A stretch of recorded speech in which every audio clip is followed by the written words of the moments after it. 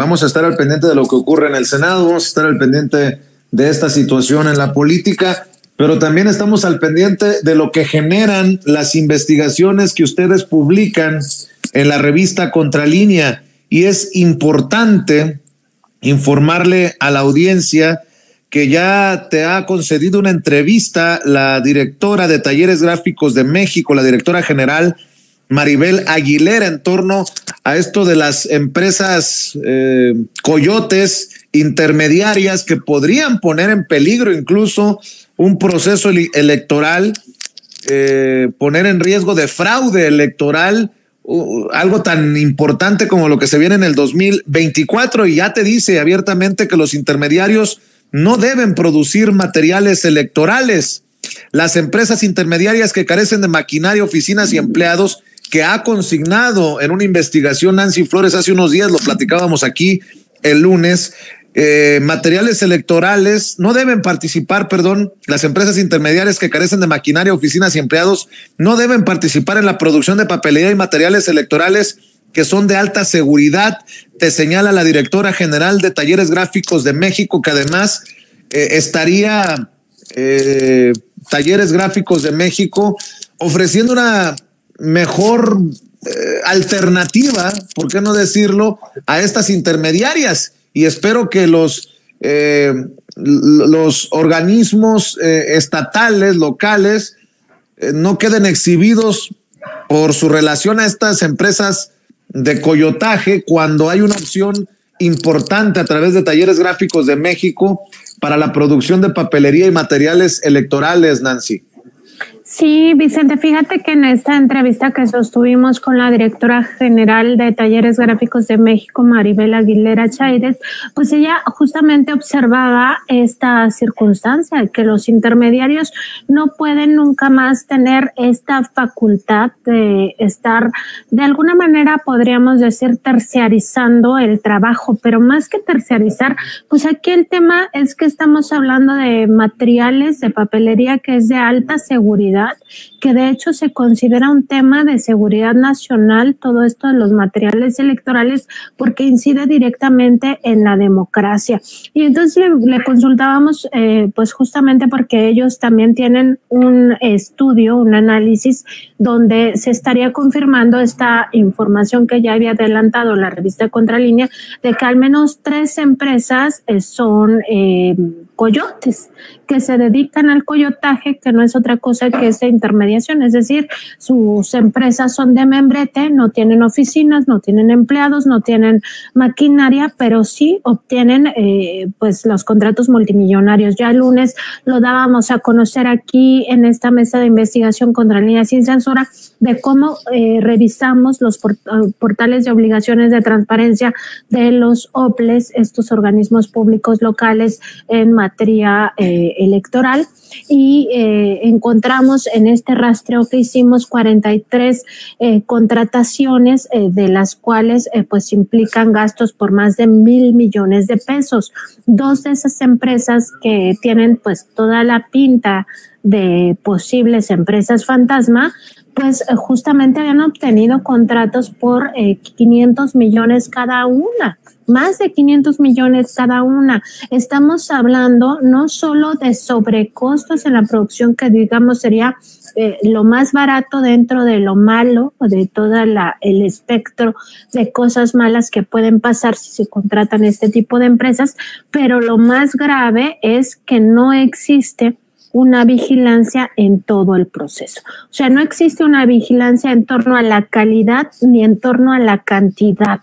Y esto es muy grave porque la falta de calidad en los crayones lleva a escenarios de fraude. Por ejemplo, ya lo dijimos, se puede borrar el voto de la persona y sustituirlo, suplantarlo por la elección de un candidato distinto. la falta de calidad en por ejemplo, la tinta indeleble con la que se marcan los pulgares puede llevar a otro escenario de fraude donde las personas son contratadas para ir de casilla en casilla, claro, con la manipulación. Esto es un poco más sofisticado, la manipulación de los padrones electorales, que también se ha dado en su momento, y ir a votar pues por el mismo candidato que quieren que gane, y es una nueva imposición de personas que el pueblo no quiere. Pues la cantidad, si no hay una regulación, si no hay una vigilancia sobre la cantidad, pues se puede dar otro escenario de fraude que ya lo conocemos también, que son las urnas embarazadas, porque hay una sobreproducción de boletas. Entonces, todos estos escenarios impactan directamente en la democracia, y eso es lo que no puede quedar ya en manos de estos intermediarios nunca más, Vicente, porque la democracia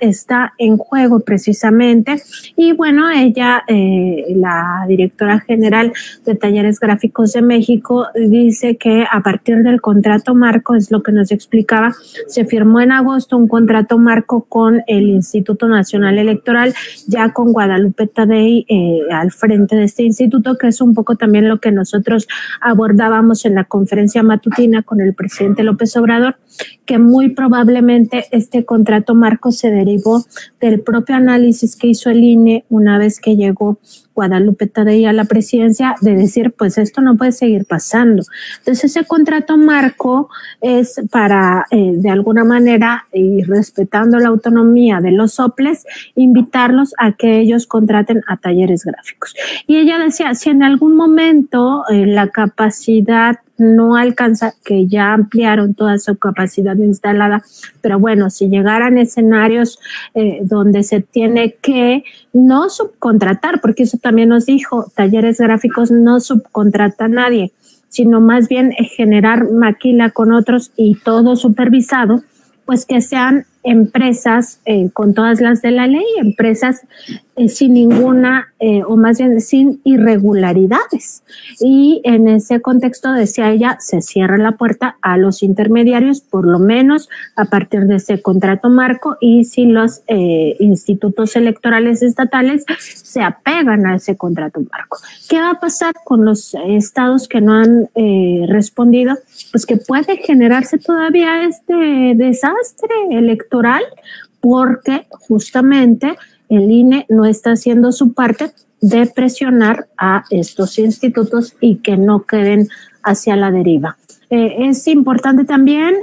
pues advertir que esta sugerencia que hizo el presidente habrá que darle seguimiento de si la Fiscalía General de la República va a empezar a pues hacerle algunas carpetas de investigación desde la FICEL, esta Fiscalía Especializada en Atención a Delitos Electorales, pues para que estos escenarios de fraude no se posibiliten. Y yo quería nada más, Vicente, retomar algunas de las palabras que dijo hoy el presidente López Obrador en torno a los fraudes electorales, porque él decía primero que la democracia no es lo mismo para los pobres, para el pueblo en general, que para los ricos. Y él decía, la democracia es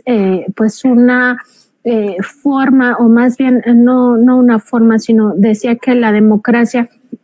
es para los pobres la esperanza de una vida mejor, de una vida pues con, digamos, con posibilidad de tener esperanza y de tener bienestar. Y contrario pues al rico, ¿no? El rico generalmente es el que impone a las personas por la vía del fraude, a los gobernantes. Y el presidente López Obrador también decía algo que me parece muy importante, esta reflexión que quizá nos pueda pasar de noche, pero él decía que qué hacer después de un fraude electoral desde el punto de vista de la izquierda y desde el punto de vista de su propia experiencia, porque habló justo desde las primeras veces, ¿no? Y él decía, porque además de que hacen el fraude electoral, después la carga, toda la carga, se la dejan al defraudado, es decir, al movimiento, a la persona a la que le hacen el fraude, pero en general al pueblo y al movimiento. y él pues explicaba un poco que el camino siempre tiene que ser pacífico, y esta frase pues ya la ha dicho en otras ocasiones, que los líderes no tienen derecho a poner en riesgo a las demás personas, pueden poner en riesgo su propia vida, pero no la vida de las demás personas. Y él mismo cuestionaba esta parte y que me parece muy, muy relevante, Vicente, donde él decía que pues además de forma muy desastrosa, quienes hacen el fraude le echan la responsabilidad a los defraudados. Literalmente él decía que si el líder, el dirigente, pues ya deja de movilizarse, entonces empiezan con la sospecha desde los propios que hicieron el fraude de ya llegó a un arreglo, ya le llegaron al precio,